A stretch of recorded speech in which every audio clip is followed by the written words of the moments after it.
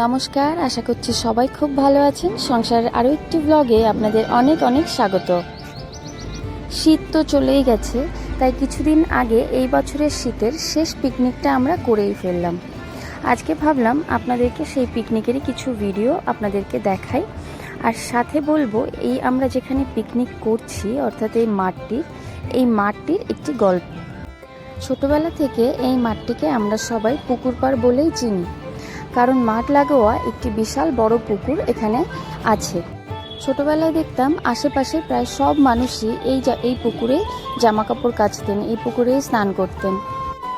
যারা গ্রামে থাকেন তারা হয়তো ঠিক জানবেন যে আমরা যারা গ্রামে থাকি তারা সবাই প্রায় মাঠের মধ্যে দিয়ে বা বাড়ির মধ্যে দিয়ে কিন্তু একটা ছোটোখাটো রাস্তা বানিয়ে ফেলি।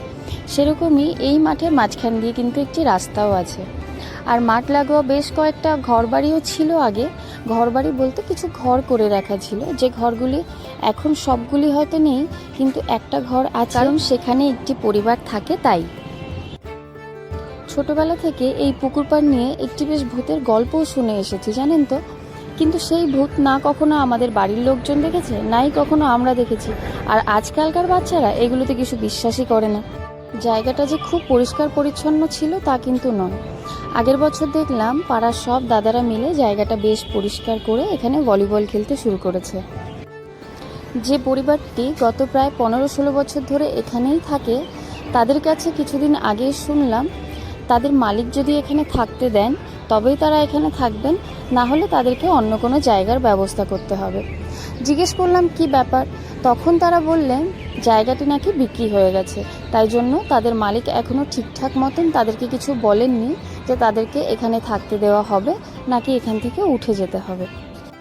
তারপর কয়েকদিন আগে দেখলাম জায়গাটি মাপঝোপ করে খুঁটি বসিয়ে জায়গাটিকে আলাদা করা হয়েছে।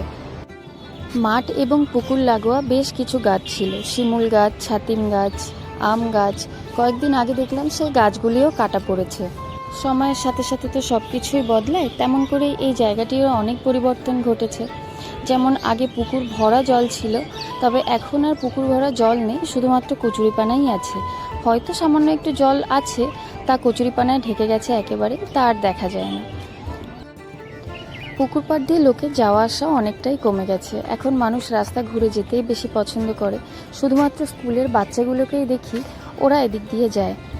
কয়েকদিন আগে ভলিবল খেলার যে জায়গাটি ছিল, যেখানে ছোট বড় সবাই প্রায় খেলতো, সেই জায়গাটিও দেখলাম সমস্ত কিছু খুলে নিয়ে জায়গাটিকে মাটি ফেলে সমান করে দেওয়া হয়েছে। লাইটগুলো সব খুলে নেওয়া হয়েছে, কারণ লাইটগুলো যে গাছগুলিতে ছিল সেই গাছগুলিও কেটে নেওয়া হয়েছে।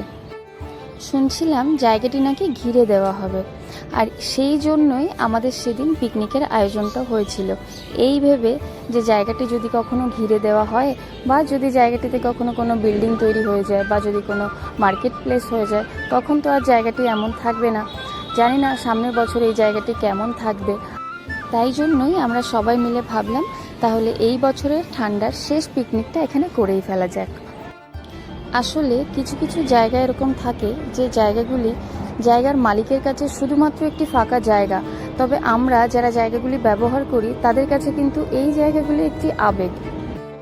ছোটবেলার এরকম অনেক খেলার মাঠ আছে, যে মাঠগুলিতে এখন হয়তো ঘর বাড়ি বাজার দোকান সব কিছু হয়ে গেছে, কিন্তু জায়গাগুলির পাশ দিয়ে এখনও হেঁটে গেলে মনে হয় ইস, ছোটবেলায় কতই না খেলাধুলা করেছি এই জায়গাগুলিতে। যে বাচ্চাগুলো এখনও অবধি এই মাঠে খেলা করে তারা হয়তো কিছুদিন পরে আর এই মাঠে খেলবে না। যারা এখান দিয়ে এখনও অবধি হেঁটে যায়, যে বাচ্চাগুলো স্কুলে যায়, তারা হয়তো কিছুদিন পরে আর এখান দিয়ে যাওয়া আসা করবে না। কিছুদিন পরে হয়তো এখানেও কোনো বড় বাড়ি, কোনো বড় বিল্ডিং বা কোনো মার্কেট হয়ে যাবে, তখন এই জায়গাটিও কিন্তু আমাদের স্মৃতির পাতায় চলে যাবে। সেদিনও যখন আমরা পিকনিক করছিলাম, আমাদের মধ্যে এই আলোচনাই হচ্ছিল যে সামনের বছর শীতে হয়তোবা আমরা আর এখানে পিকনিক করতে পারবো না, হয়তোবা শীতের দুপুরটা আমরা আর এখানে বসতে পারবো না। যে পরিবারটি প্রায় 15 বছর ধরে এখানে আছে, তারাও হয়তো তাদের গ্রামের বাড়িতে ফিরে যাবে, তাদের সাথেও হয়তো আর দেখা হবে না। তবে জায়গাটিতে যা কিছু হয়ে যাক না কেন, জায়গাটা কিন্তু আমাদের কাছে পুকুর পাড় বলেই পরিচিত থাকবে। যাই হোক, গল্প করতে করতে আমাদের পিকনিক প্রায় শেষের দিকে। তবে আপনারা কিন্তু জানাতে ভুলবেন না যদি আপনাদেরও স্মৃতির পাতায় এরকম কোনো খেলার জায়গা থেকে থাকে। আর আমাদের খেলার মাঠের গল্পটি শুনতে কেমন লাগলো সেটাও কিন্তু জানাতে ভুলবেন না। আর আজকের ভিডিওটি আমি এখানেই শেষ করছি। ভিডিওটি কেমন লাগলো অবশ্যই কমেন্টে জানাবেন।